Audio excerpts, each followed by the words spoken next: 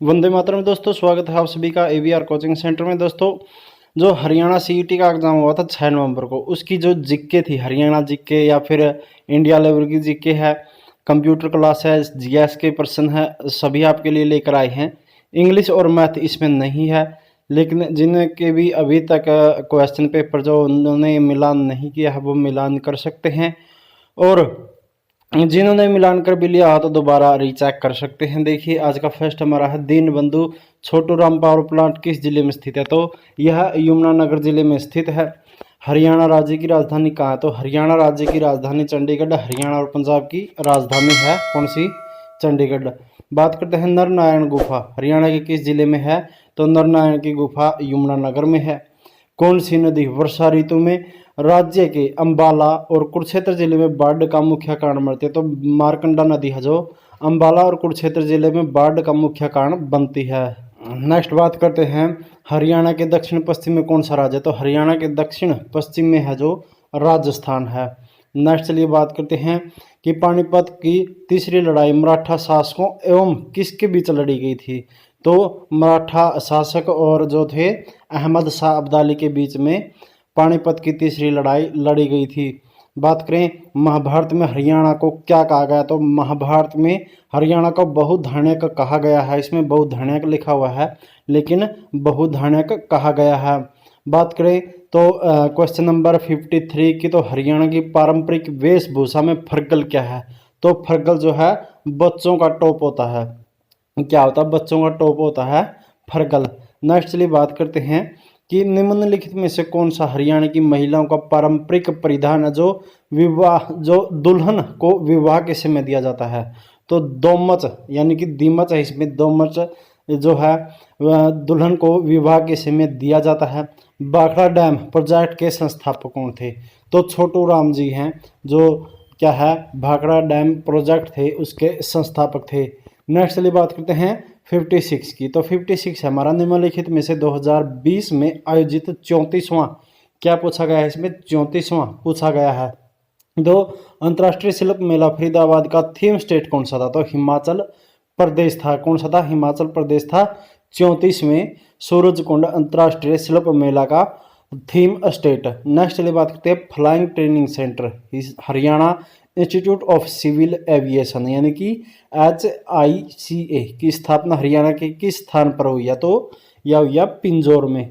Next बात करते हैं हरियाणा के खिलाड़ी हरविंदर सिंह किस खेल से संबंधित है?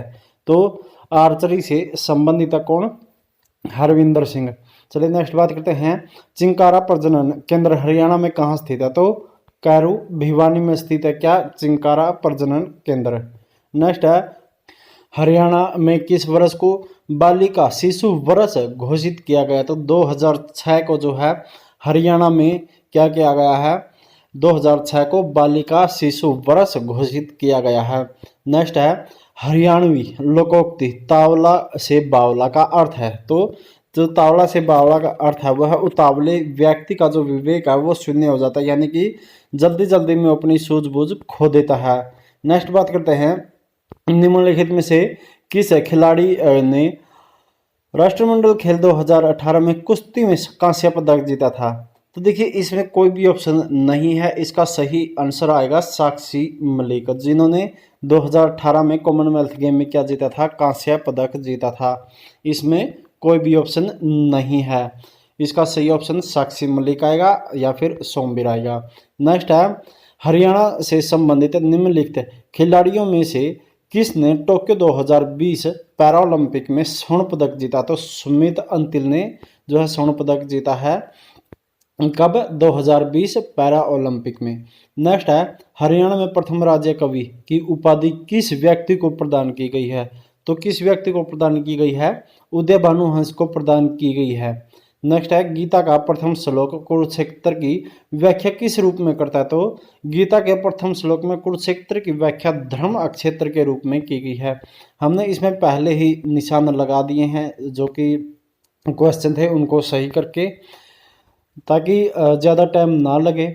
देखिए नेक्स्ट है 66 जटायु संरक्षण प्रजनन केंद्र यानी कि JCBC की स्थापना कब हुई थी, जिसे पहले गिद्ध देखभाल केंद्र यानी कि VCC के रूप में जाना जाता है? तो जो इसकी स्थापना हुई थी जटायु संरक्षण केंद्र की, प्रजनन केंद्र है जो, इसकी स्थापना हुई थी 2001 में। नेक्स्ट है, किस वर्ष में हरियाणा विधानसभा की सीटों की संख्या को बढ़ाकर 90 कर दिया गया था? तो 1977 में जो है हरियाणा की जो विधानसभा सीटें उनकी संख्या बढ़ाकर 90 कर दिया गया था। इससे पहले क्या थी? 56 थी। नेक्स्ट है, प्रशासनिक राजस्व के उद्देश्य से हरियाणा राज्य को कितने भागों में बांटा गया, यानी कि कितने मंडलों में बांटा गया? तो 6 मंडलों में बांटा गया। किसको? हरियाणा को। नेक्स्ट है, महाभारत का युद्ध हरियाणा के किस क्षेत्र में हुआ था? बहुत ही आसान क्वेश्चन है, कुरुक्षेत्र में हुआ था जो महाभारत का युद्ध हुआ था। नेक्स्ट है, भारत की जनगणना यानी कि भारतीय जनगणना 2011 के अनुसार जनसंख्या की दृष्टि से हरियाणा भारत का सबसे बड़ा कौन सा राज्य है? तो 18वां राज्य है हरियाणा भारत का। जो जनसंख्या हुई थी 2011 में गणना हुई थी उसके अनुसार। नेक्स्ट है कंप्यूटर का क्वेश्चन हमारा, GUI का क्या अर्थ है? तो GUI का अर्थ है ग्राफिकल यूजर इंटरफेस। क्या है? Graphical user interface. नेक्स्ट है, निम्नलिखित में से कौन सी धातु मध्यम अभिक्रियाशील होती है? तो आयरन होती है जो कि मध्यम अभिक्रियाशील धातु है। नेक्स्ट है, निम्नलिखित में से कौन सा या कौन से कथन ठोस वस्तु की अवस्था में परिवर्तन के बारे में सही है?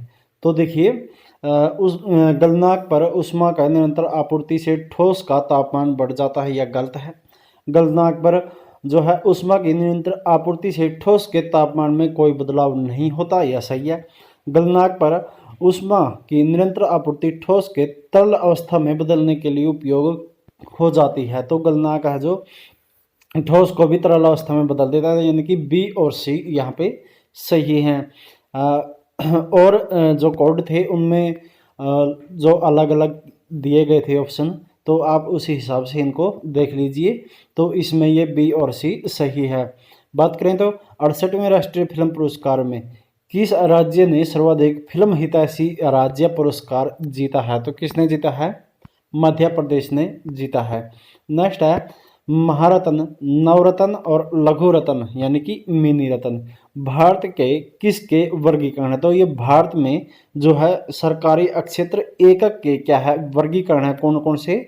महारत्न, नवरत्न और लघु रत्न यानी कि मिनी रत्न। नेक्स्ट चलिए बात करते हैं, अंतर्राष्ट्रीय अपराध का मुकाबला करने के लिए सीमा पार पुलिस समन्वय की सहायता करने वाले अंतर्राष्ट्रीय संगठन को क्या नाम दिया गया है? तो क्या नाम है इसका? इसका नाम है इंटरपोल, जो कि अंतर्राष्ट्रीय सीमा के पार सहायता करता है। कौन सा संगठन है? इंटरपोल है। एंथ्रेसाइट क्या है? तो एंथ्रेसाइट यहाँ पे बहुत से लोग जो हैं इसका आंसर गलत करके आए हैं।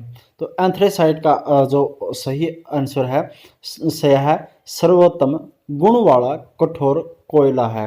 क्या है? सर्वोत्तम गुण वाला कठोर कोयला है। नेक्स्ट चलिए बात करते हैं, प्रसिद्ध महाकाव्य रामायण से सीता नामक चरित्र के स्थान पर किस कला विद्या का नाम पड़ा है? तो किस कला विद्या का नाम पड़ा है? मिथिला कला विद्या है जो इसका नाम पड़ा है। किससे? रामायण जो महाकाव्य है उससे सीता नामक जो चरित्र है उसमें। नेक्स्ट क्वेश्चन हमारा है, उस सॉफ्टवेयर का नाम बताइए जो कंप्यूटर सिस्टम के सही रखरखाव और स्वरूपण के लिए उपयोग होता है। तो क्या होता है?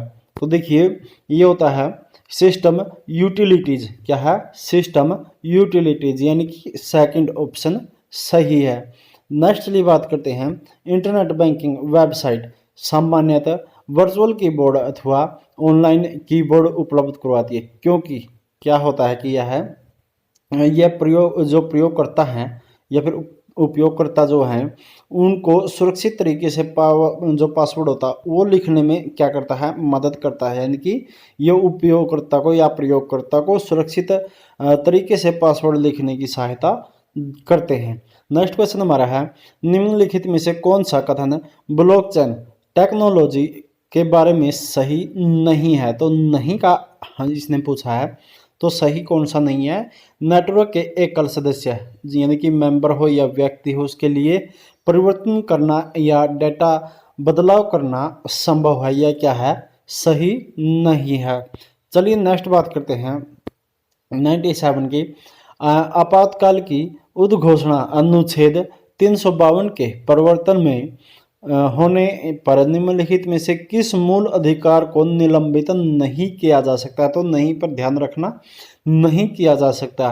तो देखिए, धर्म की स्वतंत्रता का अधिकार भी छीना जा सकता है, वाक्य स्वतंत्रता का भी अधिकार छीना जा सकता है, समता का भी अधिकार छीना जा सकता है, लेकिन दैहिक स्वतंत्रता का अधिकार नहीं छीना जा सकता, यानी कि नहीं निलंबित किया जा सकता। नेक्स्ट है, आरक्षित निर्वाचन क्षेत्र किसे कहते हैं। तो आरक्षित निर्वाचन क्षेत्र ऐसा क्षेत्र है, यानी कि ऐसा निर्वाचन क्षेत्र है जिसमें केवल एक विशेष आरक्षित श्रेणी के, यानी कि जिनको आरक्षित है वह सीट, उस श्रेणी के जो सदस्य हैं जो चुनाव में खड़े हो सकते हैं। चलिए नेक्स्ट बात करते हैं, किसकी शिक्षाओं और संभाषणों को उनकी मृत्यु के बाद उनके शिष्यों द्वारा लिखा और त्रिपिटक के रूप में संकलित किया गया। यहाँ पे देख लीजिए, यहाँ पे इन्होंने जो एक क्लू भी दे दिया है कि त्रिपिटक, त्रिपिटक किसके लिए है, बुद्ध के लिए है। चलिए नेक्स्ट बात करते हैं, विश्व पर्यावरण दिवस यानी कि 2022 की विषय वस्तु थीम क्या थी। तो थीम थी केवल धरती।